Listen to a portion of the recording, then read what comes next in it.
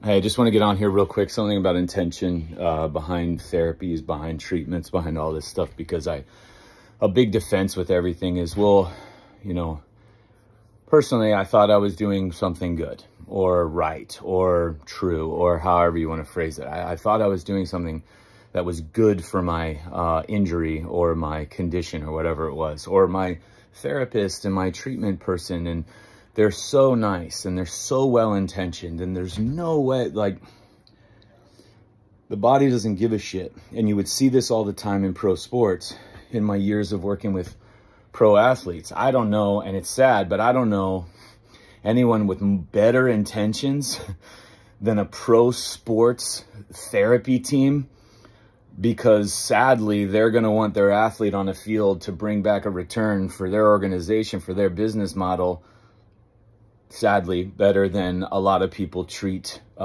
themselves in getting back in life. The voracious intention behind it. I mean, they would have the best, and that's the problem with it. I've got the best in line, and I had this all the time with upscale clients in the Northern Illinois area. They had the best of the best medical practitioners, the best of the best screening processes. We'd go through a 90-point screen every year, and the best of the best. And you would hear the procedures, and you would hear how they would treat the body, and it was the exact opposite of healing.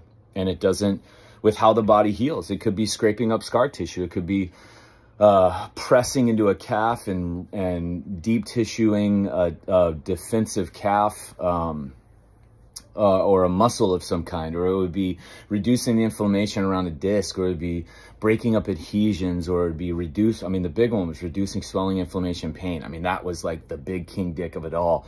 It was just like, reduce that at all costs. But every single inch of that is healing. And so I don't care what the intentions of somebody are. I truly think everybody is kind deep down. I think they've been burned and hurt a lot. I think they've been manipulated and warped, per se. But I truly think that humans want to help. And I don't care how good your intentions are, either as a practitioner or as a person. There are rules that need to be followed, and the body will respond. You are well-intentioned, but ice injuries, you are going to retard that process of healing, and you are going to take forever, and you are going to push that elsewhere in the body. You're well-intentioned, but you go in and do labs and just balance, throw a bunch of shit at the red numbers. You are going to have to meet that later on. It doesn't make any difference. You go in and break up scar tissue. Scar tissue is a temporary bridge while healthy tissue is rebuilding underneath. Why did the body put it there? Were you infected with a bug? Did a bug bite you and just deposited externally scar tissue on a joint? No, absolutely not. There's an intelligence behind every single sensation and response of the body, and the body only heals and adapts, no exceptions. That's why you cannot go past that point. If you can't get past the body that doesn't do anything but heal and adapt, and throw out all the exceptions, and I mean all the exceptions, we're not going to do too well moving forward.